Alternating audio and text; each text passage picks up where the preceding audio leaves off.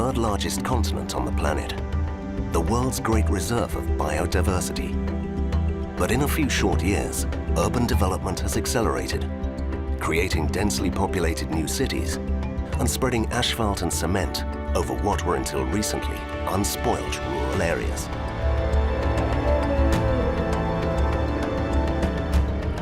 Despite this vertiginous rate of progress, the forests, savannas, great valleys and deserts of Africa are still home to a quarter of the world's 4,700 species of mammal.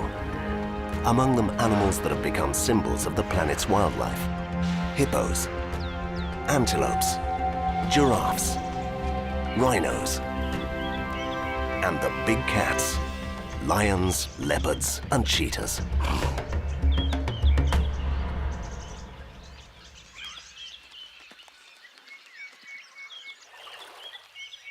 Over the last 150 years, animal populations and their natural habitats have shrunk dramatically.